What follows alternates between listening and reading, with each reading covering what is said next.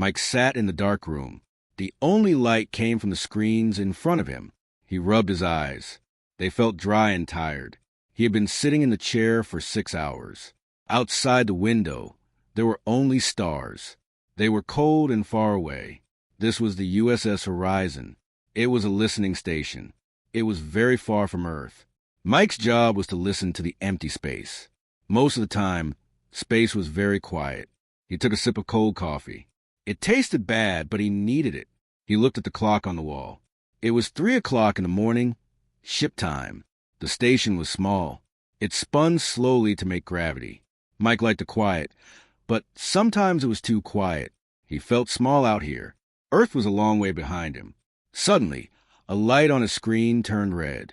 It was a soft red light, but it made Mike jump. He sat up straight. He put his coffee cup down. The sound of the computer changed. It made a low beeping noise. Mike looked at the data stream. Numbers and letters were moving fast across the screen. "Computer," Mike said. His voice was rough from not speaking for hours. "What is that signal?" The computer replied in a calm, female voice. "Unknown source. Frequency is high. Pattern is repeating." Mike leaned in closer. He moved his mouse to stop the scrolling numbers. He looked at the pattern. It was not random noise. Space had a lot of noise. Stars hummed and gas clouds hissed. But this was different. This was organized. It was like someone tapping on a glass window. "Is it a star?" Mike asked. "No," the computer said. "Source is moving." Mike's heart beat a little faster. A moving source with an organized signal usually meant one thing. It was a ship, but this was deep space. There were no human ships out here. He touched a button on his console. He opened a channel to the back room. "Sarah, can you come here? Please." A few moments later, the door opened. Sarah walked in. She was young, maybe 25 years old. She had messy brown hair, and she wore a blue jumpsuit. She looked sleepy. She held a tablet in her hand. "What is it, Mike?" she asked. "I was trying to sleep." "Look at this," Mike said. He pointed to the screen. Sarah walked over and stood behind his chair. She squinted at the data. She leaned down, rested her hand on the back of Mike's chair. "Is this a glitch?" "I don't think so," Mike said. "Run it through the decoder. See if it matches any known language." Sarah typed on her tablet. She was fast. Her fingers flew over the glass screen. The main screen on the wall changed. The red light turned into a wave pattern. It moved up and down in a rhythm. "It is old," Sarah said quietly. "Very old code, but it is similar to the Veil protocols." Mike froze. "The Veil? Are you sure?" The Veil were the most powerful race in the galaxy. Humans had never met them, but they knew of them. The Veil had huge ships and magic powers. They were like gods to the humans. "Let me see the translation," Mike said. Sarah worked for a few more minutes. The room was silent, except for the hum of the machines. Then, text appeared on the main screen. It was not in English, but the computer translated it instantly. "Distress! Sector 9, Void Maw breach, requesting aid, WIR command. This is a call to all VYL forces." Mike read the words 3 times. He felt cold. The Void Maw was a legend. It was a monster that ate planets. "This isn't for us," Mike said. "It is for the Veil." "It is 1,000 years old," Sarah said. She looked at the timestamp. "It traveled a long way. The Veil are in the center of the galaxy. They probably never heard this." It was too weak. Mike looked at the signal strength. It was fading. The echo of this cry for help was about to disappear into the background noise of space. If it disappeared, no one would know. The monster could be coming, and the galaxy would not be ready. "We have to tell command," Sarah said. She looked worried. Mike nodded. He opened the secure channel to Earth Command. It took a few minutes for the signal to connect. A face appeared on the screen. It was Admiral Carter. He looked older than the last time Mike saw him. He had gray hair and a stern face. "Horizon," Admiral Carter said. "Why are you calling me at this hour?" "Sir, we picked up a signal," Mike said. "It is a distress call. It is from the Veil. Or for them, I should say." Mike explained the signal. He told the Admiral about the Void Maw. He told him about the danger. When Mike finished, the Admiral was silent for a long time. He looked away from the camera, then he looked back. Mike, are you sure it is real? Yes, sir.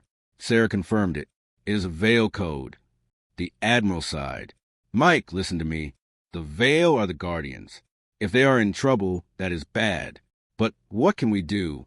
We are only humans. Our ships are made of metal. Their ships are made of starlight. We cannot fight a galaxy eater. But, sir, Mike said, the Veil didn't hear it. The signal is too old. If we tell them, maybe they can prepare. We are not messengers of the gods, the Admiral said harshly. Our job is to watch the border. Do not send a reply. Do not boost the signal. If the Veil find out we are tapping into their channels, they might get angry.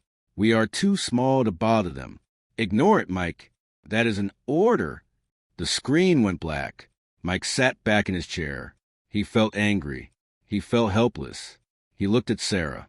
She looked sad. He said, no? Sarah asked. He said, no. Mike said, we are only humans. Sarah looked at the screen. The wave pattern was getting smaller. The signal was dying. So we just do nothing? We just let it fade? Mike looked at the red light on the console. It was blinking slowly. He thought about the Veil. They were powerful and amazing. But right now they were blind. They didn't know the monster was coming. And the only people who knew were sitting in a small tin can in deep space. Mike, Sarah said softly, if that thing comes here, it won't care if we are human or Veil. It will eat us too. Mike knew she was right. Fear began to rise in his chest. But then a different feeling replaced it. It was a stubborn feeling. Mike was a simple man. He liked coffee and old movies. But he didn't like being told to sit down and die. We have orders, Mike, Sarah said. I know, Mike said. He stared at the screen. But the signal wasn't meant for us. It was meant for the Veil. But they didn't hear it. We are the only ones who heard it. He reached out and flipped the plastic cover up on the console. Underneath was a big red button. It was an emergency boost. It was for sending Mayday signals if the station was falling apart. It used all the power the station had. It could burn out the transmitters. What are you doing? Sarah asked. She stepped back. The Admiral said we are small, Mike said. He said, we are weak.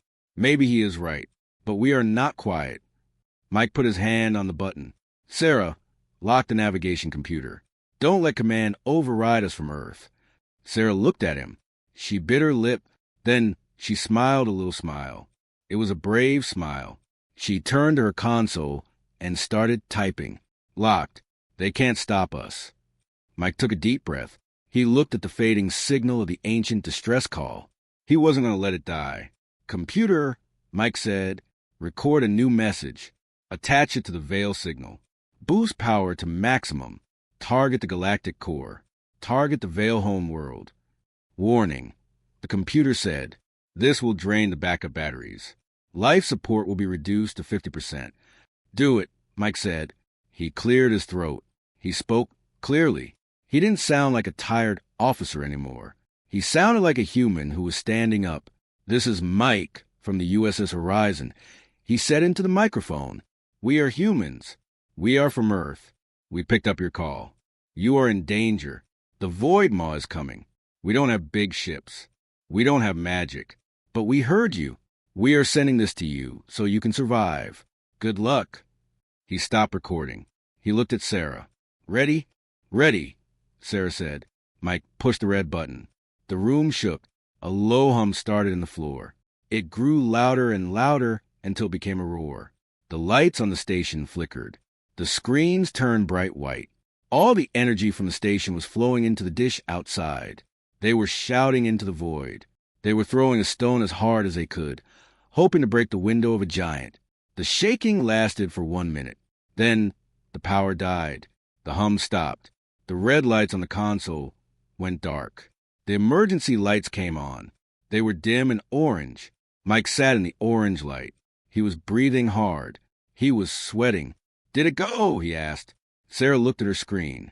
It was dark, but a few green lines were moving. It went, she said. The signal is on its way. It will take 200 years to get there, but it is moving fast. Mike leaned back.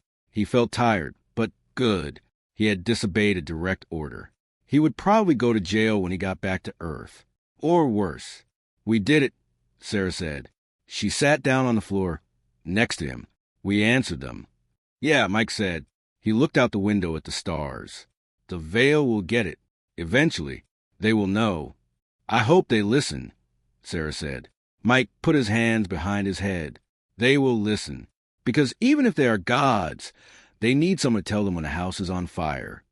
They sat there in the quiet dark. The station was cold now, but Mike didn't mind. He wasn't just a listener anymore. He was a speaker. He had used his small, human voice to touch the other side of the galaxy. And somehow, he knew that everything was going to change. The message traveled through the dark ocean of space. It moved fast, faster than light, carrying the voice of Mike and the warning of the Void Maw. It passed by dead stars and cold planets. For 200 years, it flew alone. Finally, it reached the center of the galaxy. This was the home of the Veil.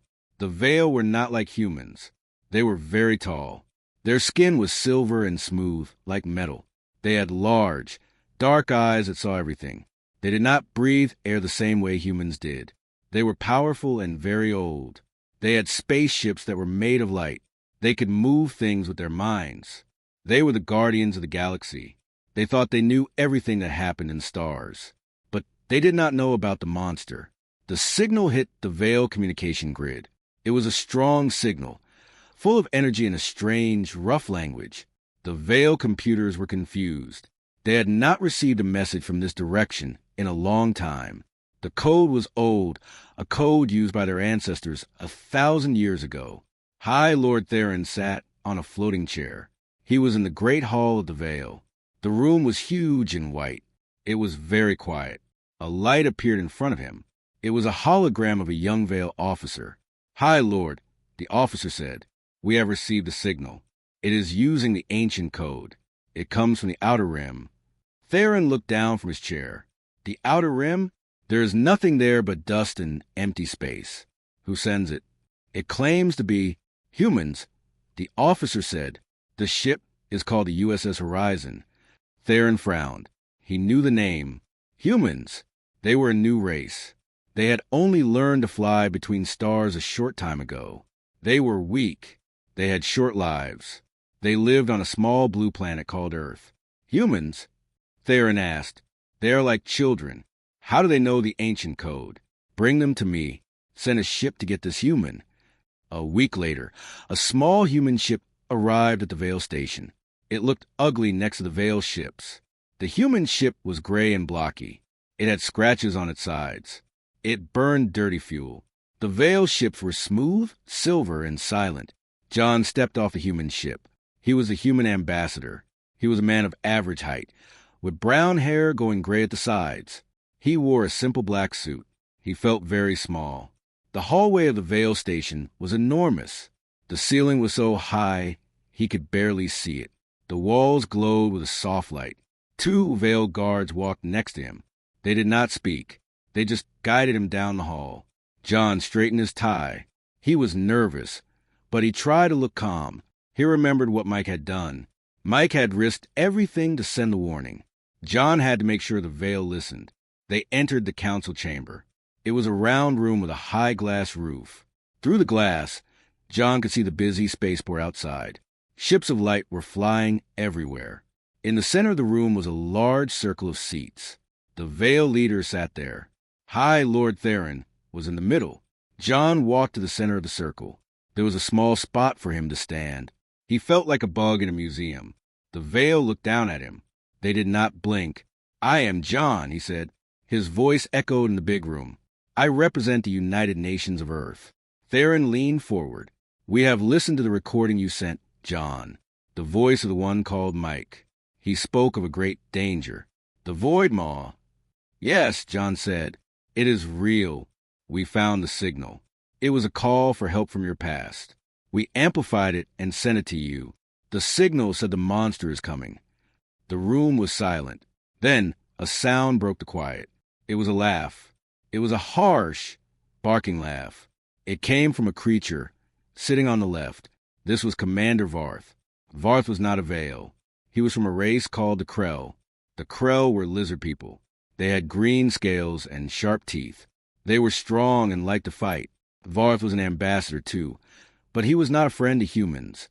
You! Varth laughed. He stood up. He was big and covered in heavy armor. You answered a call for the gods? Look at you. You are soft. You have no claws. You have no scales. Your ship smells like oil and sweat. Varth walked closer to John. He looked down at him with yellow eyes. The Void Maw is a legend. It eats stars.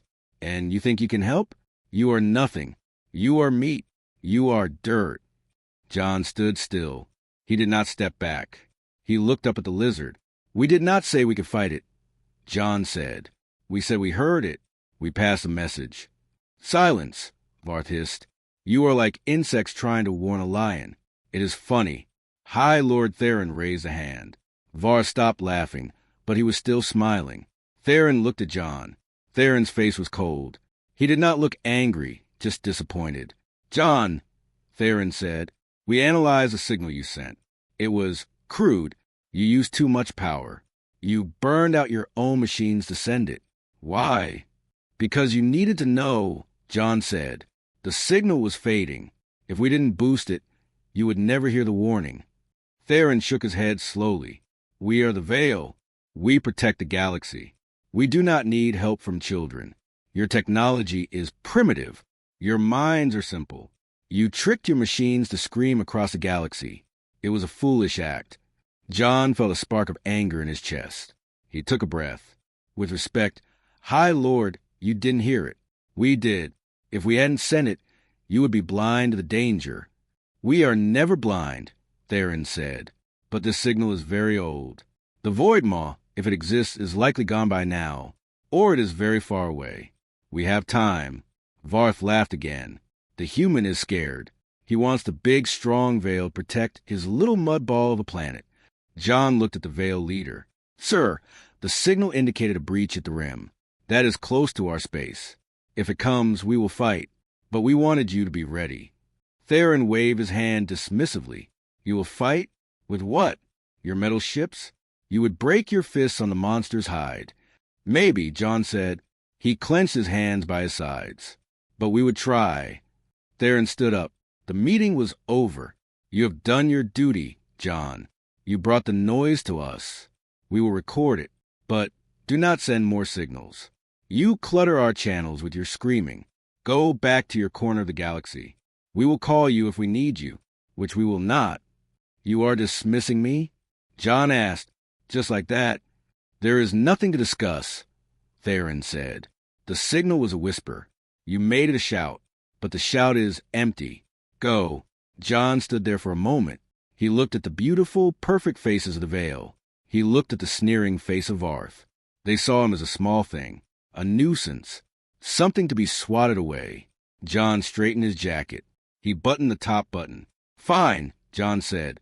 We will go, but remember this. We didn't have to answer. We could have ignored it. We could have saved our own power. But we didn't, because when someone screams for help, you don't ask who they are. You just help. That is a naive thought, Theron said. Naivety gets you killed in the dark. Maybe, John said, but it keeps us human. John turned around. He walked out of the circle. His footsteps were loud on the shiny floor. He did not look back. He felt the eyes of the Galactic Council on his back. He could feel their judgment. They thought he was weak. They thought his species was a joke. He walked down the long hallway back to his ship. The guards followed him. When he got to the airlock, he turned to them. I can find my way from here. The guards looked at each other. Then they left. John entered his small ship. It was cramped and smelled like old coffee. He sat in the pilot's chair. He put his head in his hands. He had failed. They weren't going to do anything. They were too proud. He touched the communication panel. This is Ambassador John, he said. Connect me to Earth Command. Secure line. A voice came back. It was Admiral Carter. John, what happened? Did they listen? John looked out the window at the giant Silver Vale station. No, John said. They didn't. They laughed at us. They said we are small. There was a silence on the line. "So that's it?" the Admiral asked. "We give up." John thought about Mike. He thought about the message. He thought about the look on Varta's face. "No," John said. His voice got harder. "They think we are weak. They think we will wait for them to save us.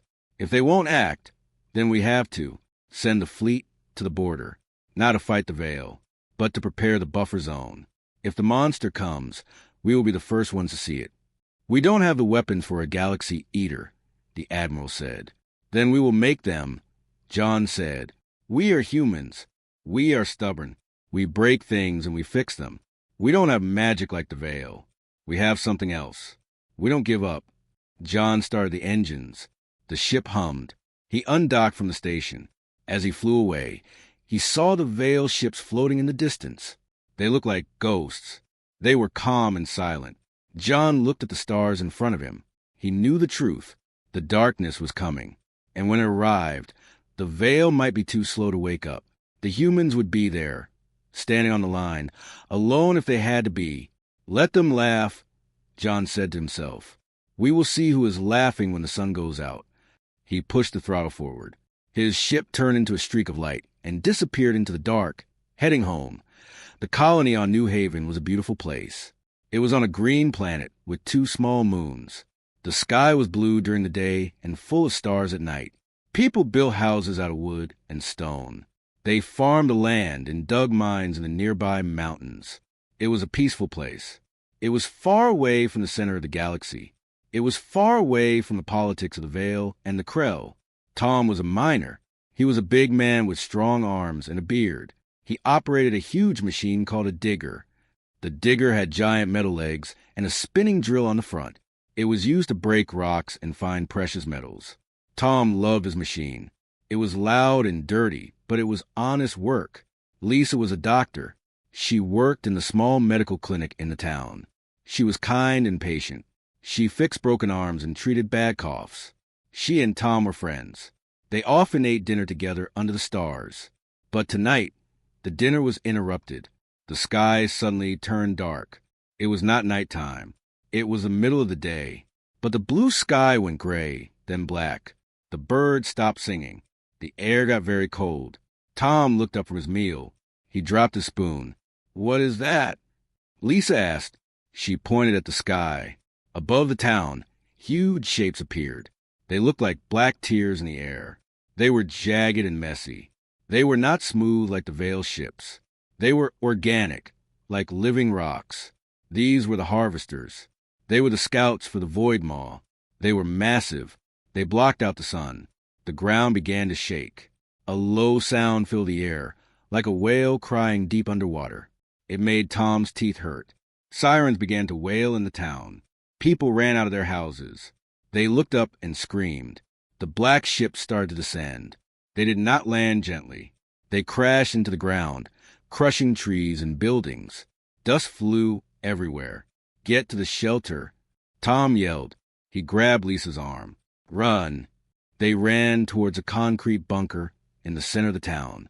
But before they got there, a beam of purple light shot down from one of the ships. It hit a water tower. The tower exploded. Steam and metal rained down. The harvesters were hungry. They were not here to talk. They were here to eat. They sent out smaller creatures. These creatures looked like spiders made of black stone. They scurried across the ground, hissing. They grabbed anything that moved. The galaxy was watching. Far away, on the Veil stations and the Krell warships, aliens looked at their screens. They saw the attack on New Haven. "They are doomed," said Commander Varth. He was watching from his ship. He was eating a meal. "Look at them. They have no shields. They have no psychic defense. They are running in circles. It will be over in an hour," a Krell officer said.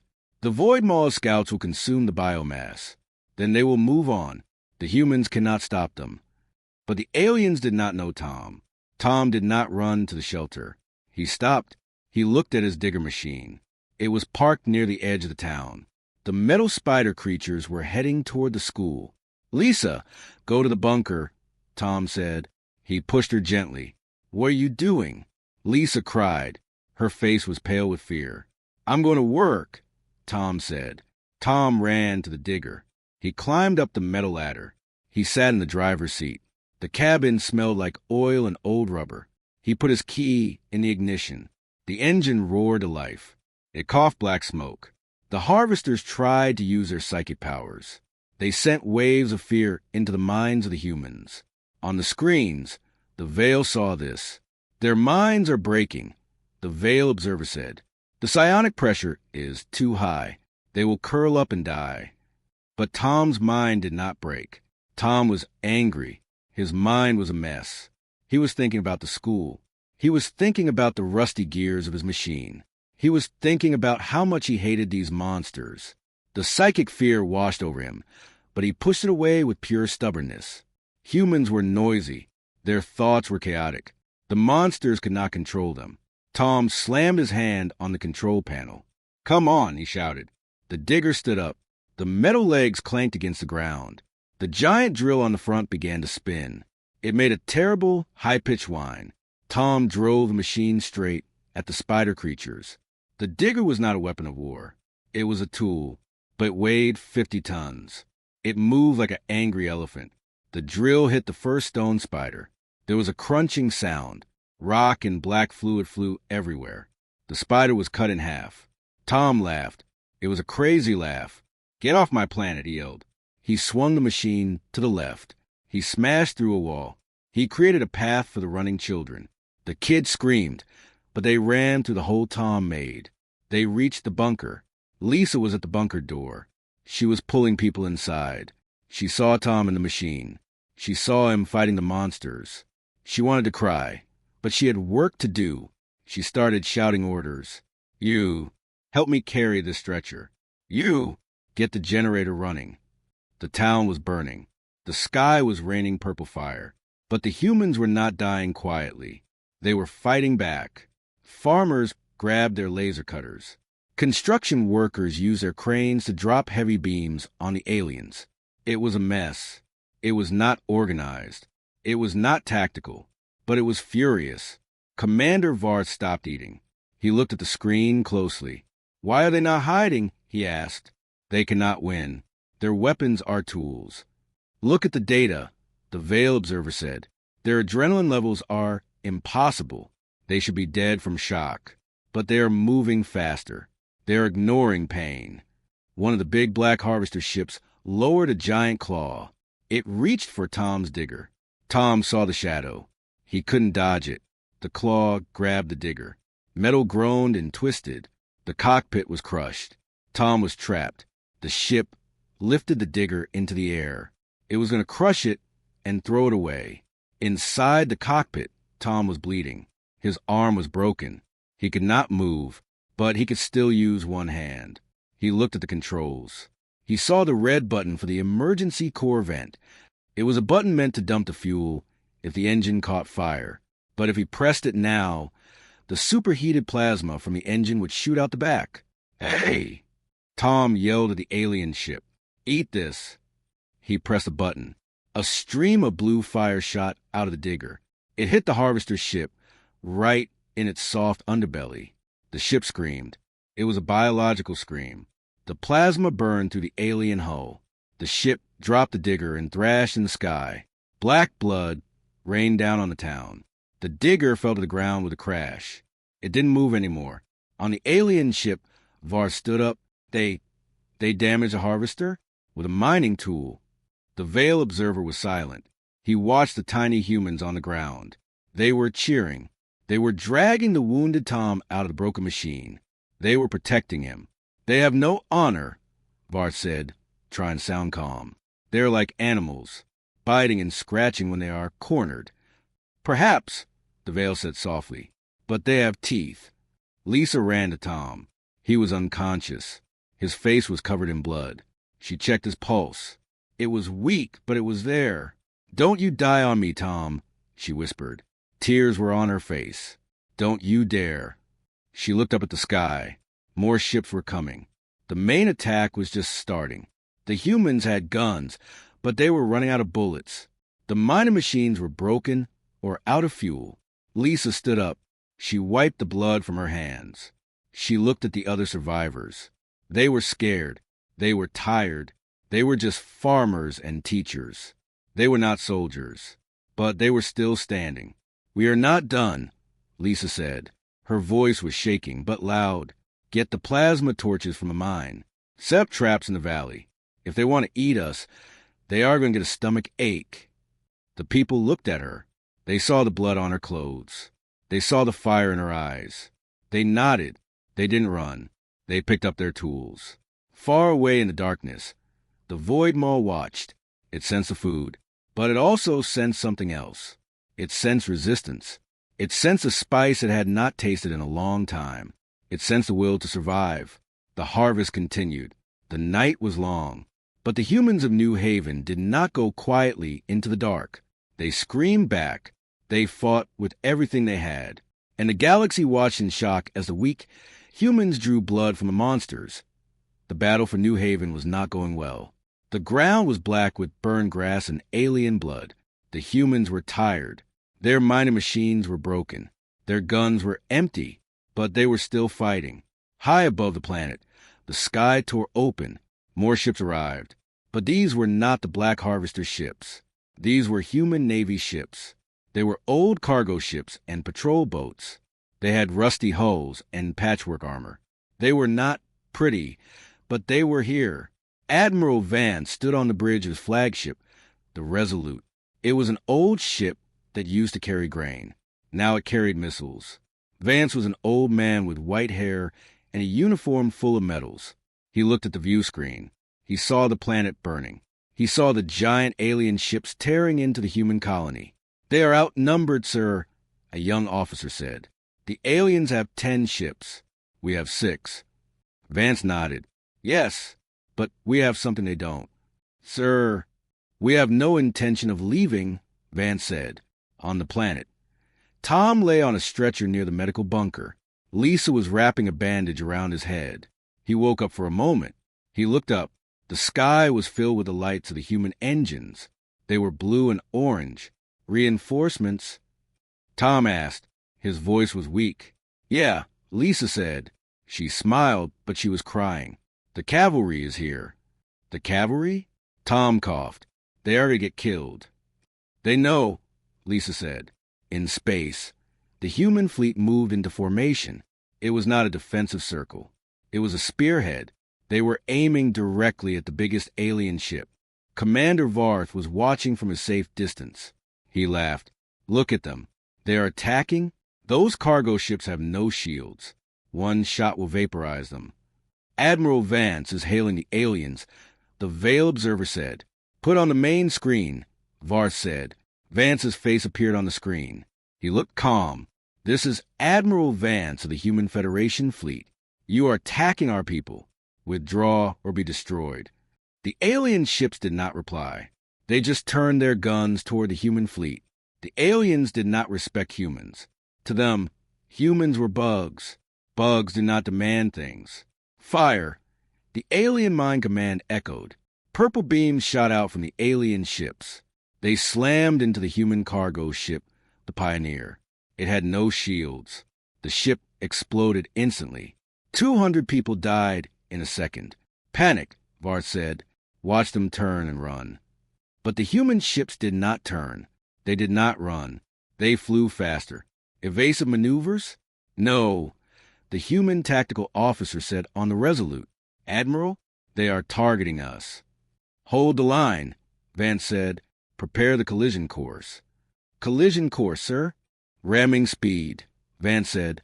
His voice was hard. "We cannot punch through their armor with our guns. We have to use the ship." The 5 remaining human ships pointed their noses at the enemy. They pushed their engines to the limit. The engine screamed. The metal groaned. Vance opened a channel to the entire fleet. "This is the Admiral. We cannot defeat them with guns, but we can hurt them. We can buy time for the people on the ground. Do not fear. Today, we become the iron in their stomach." The Veil observer was confused. Their life support is failing. They are sealing their own escape pods. They are trapping themselves. "They are not retreating," Varth whispered. He leaned forward. "They are committing suicide." The human ships hit the alien lines. The Resolute slammed into the side of a massive harvester. The human ship was smaller, but it was moving incredibly fast. The impact was silent in space, but the visual was terrifying. The human ship crumpled like a soda can, but it punched a hole deep into the alien flesh. Debris flew everywhere. Fire and oxygen vented into the vacuum. Another human ship, the Traitor, aimed for the engines of the alien flagship. It flew straight into the exhaust port. The explosion was blinding. The alien flagship shuddered. Its engines died.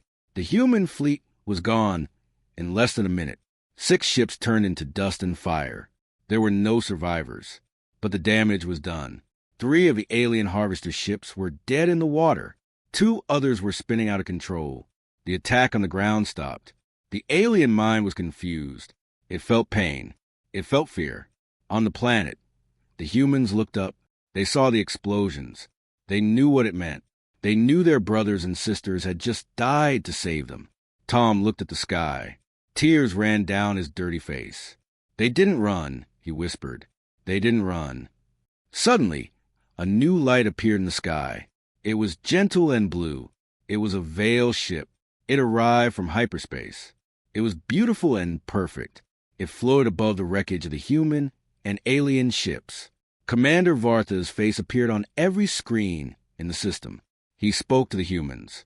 Stop this madness. Your ships are destroyed. Your people are doomed.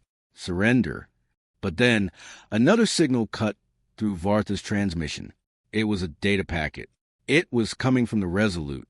Even though the ship was destroyed, its computer had ejected a black box buoy. It was broadcasting one last time. Vance's voice came over the radio. It was a recording. Aliens, Vance said, if you can hear this, we are sorry we couldn't kill more of you, but we are not sorry we tried. We are sending you data. We analyzed your hull frequency while we died. We found your weak spot. Use it if you can. Or don't. We don't care. We are humans. We die standing. The data packet streamed to the Veil ship. It contained the exact frequency needed to shatter the alien crystals. The Veil observer looked at the data. It was perfect. It was tactical genius. The humans had figured out a flaw in the bio-armor that the Veil had missed for centuries. They gave us the key, the Veil observer said. In their last moment, they helped us. Varth looked angry. It is a trick. Ignore it. No, the Veil commander said. We will not ignore it. The Veil ship turned its weapon systems toward the damaged alien ships. It tuned its weapons to the frequency Vance had discovered. The Veil fired one single, clean shot. The beam hit the lead alien harvester. Because of the frequency, the beam passed right through the shields. It hit the core. The massive alien ship shattered into 1,000,000 pieces of glass and dust. The Veil ship fired again. And again. The remaining harvesters, already damaged by the human suicide run, were destroyed easily. The battle was over in seconds. On the ground, the alien spiders suddenly stopped moving. Their connection to the hive mind was gone. They fell over and turned to dust. The silence returned to New Haven. The sun began to come out from behind the smoke. Lisa and Tom sat in the mud. They were alive.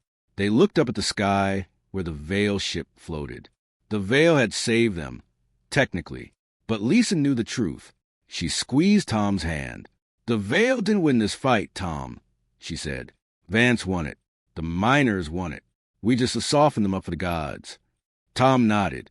He coughed and smiled. Yeah, we gave them a bloody nose. In the cold void of space, the Veil commander looked at the debris field. He saw the floating wreckage of the human cargo ships. He saw the empty escape pods that were never launched. He thought about the signal Mike sent. He thought about John standing in the hall. He thought about Vance crashing his ship. Report, the Veil commander said. The threat is neutralized, the officer said. The humans on the surface have suffered 40% casualties, but they are not requesting evacuation. They are requesting shovels. Shovels. They say they want to bury their dead and start fixing the town. The Veil commander sat back in his chair. He felt something he had not felt in a long time. It was respect. A strange, fiery respect for the small, soft creatures who dare to scream at the universe. Send them the shovels, the Veil commander said, and send a message to the council. We were wrong. They are not weak. They are dangerous. But they're our allies.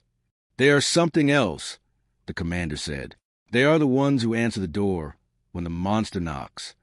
The Veil ship turned and left, leaving the humans to their grief and their work. The humans were alone again, battered and broken, but they were still there, and they were not afraid. It had been 3 months since the Battle of New Haven. The station was quiet again. Mike sat in the same chair he had sat in all those years ago. He was older now. His hair was white, and his hands shook a little when he typed. The USS Horizon had been repaired. They had new engines and better computers, paid for by the government. But Mike felt tired. He watched the stars. He wondered if his message had really done any good.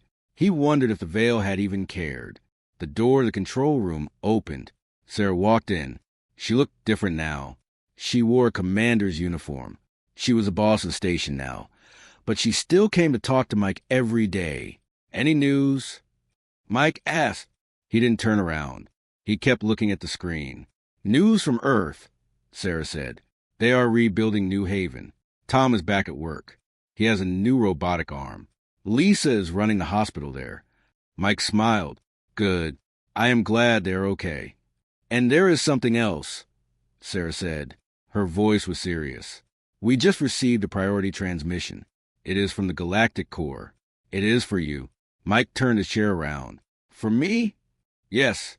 It is marked eyes only. It is from the Veil High Council. Mike felt a lump in his throat. He thought they would be angry. He thought they would punish him for using their ancient signal. Put it on the screen, Mike said. The big screen flickered. The face of High Lord Theron appeared. He looked the same, perfect silver and ageless, but his expression was different. He was not smiling, but he was not looking down anymore. He looked directly at the camera. Human named Mike, Theron said, we have received your message. We have reviewed the data from the Battle of New Haven. Mike held his breath. We were arrogant, Theron continued. We thought your species was weak. We thought you were like children playing with toys. We were wrong. The image changed. It showed a recording of the battle. It showed the human ships, the cargo haulers, flying straight into the alien monsters. It showed the explosions. It showed the bravery. You fight with ferocity that we do not understand, Theron said. You sacrifice yourselves for one another without hesitation. You have no magic, yet you stood against the darkness. You bought us the time we needed to mobilize our main fleet. Because of your warning, and because of your sacrifice at New Haven, the Void Maw has been destroyed. The galaxy is safe. Mike let out a long breath. He didn't know he had been holding it. We have discussed your status in the council, Theron said. Many species still fear you. They say you are reckless. They say you are dangerous because you do not know when to give up. Theron paused. But we say that is exactly what we need. From this day forward, Earth is no longer just a protected planet. You are granted a seat on the Galactic Defense Council. You are not only humans anymore. You are the vanguard. You are the ones who stand at the edge of the dark and hold the line. The screen went dark. Mike sat there for a long time. He looked at his hands. They were old and wrinkled, but he felt strong. We did it, Sarah said. She was smiling widely. Mike, they respect us. We are not the joke of the galaxy anymore. Mike nodded slowly. Yeah, but it cost a lot. It did, Sarah said. But we are still here. A few days later, another ship arrived at the station. It was a small shuttle. It did not have human markings. It was silver and sleek. It docked with the Horizon. The airlock opened. A Veil officer stepped onto the station. He was tall, wearing a white robe. He carried a small, glowing box. Mike and Sarah were there to meet him. I am Officer Elrin, the Veil said. His voice was smooth like water. I bring a gift from the High Lord. He handed the box to Mike. Mike opened it. Inside was a small device made of crystal. It hummed with energy. What is this? It is a communication key, Elrin said. It connects directly to the Veil network. No delay, no static, If you ever see the darkness coming again, you do not need to shout. You only need to whisper. We will hear you, and we will come. Mike looked at the crystal. It was beautiful. Thank you, he said. Elrin looked at Mike with his large dark eyes. I also studied the recordings of your people, Elrin said. I do not understand how you do it, how you face death without fear. Mike thought about Tom and Lisa. He thought about Admiral Vance crashing his ship. We are afraid, Mike said honestly. We are terrified, but we are more afraid of doing nothing. We would rather die trying than live on our knees. Elrin tilted his head. A strange logic, he said, but a powerful one. Elrin left soon after. His ship flew away, disappearing into stars. Mike stood at the window of the station, watching the ship leave. Sarah stood next to him. So, Sarah said, what happens now? Mike put the crystal box on the console next to his coffee cup. It fit perfectly there. Now we go back to work. We watch the skies. We wait for the next signal. And if it doesn't come, then we enjoy the peace, Mike said. But we know the truth now, Sarah. The galaxy is big and scary. There are monsters out there. But we know something the monsters don't know. What's that? Mike smiled. He looked out at the endless stars. They think they are the hunters. They think we are the prey. But they are wrong. We are the ones who answer the phone. We are the ones who open the door when the knocking gets too loud. And we have a really big baseball bat behind the door. Sarah laughed. I think that is a good metaphor, Mike. Mike sat back down in his chair. He picked up his cold coffee and took a sip. It still tasted bad. But he didn't mind. He looked at the screen. It showed the map of the galaxy. Little dots of light represented stars and planets. In the center was the veil space. On the edge was Earth. And somewhere in between, floating in the dark, was New Haven. The signal was gone. The silence was back. But it was not an empty silence anymore. It was a waiting silence. The humans were awake now. The galaxy knew their name. Mike typed a note into his log. Asterisk log entry 4599. The signal was received. They answered. We are still here. End of log. Asterisk. He turned off the screen. The room was dark, lit only by the soft glow of the buttons and the crystal gift from the veil. Mike closed his eyes and listened to the hum of the station. It was the sound of a human heart beating in the chest of the machine. They were only humans. It was true. They were small. They were weak. They didn't have magic, but they had each other. And sometimes that was the strongest thing in the universe. Outside, the stars shone down on the USS Horizon. They watched the station. And for the first time, the stars seemed to be watching with respect. The age of humanity had truly begun.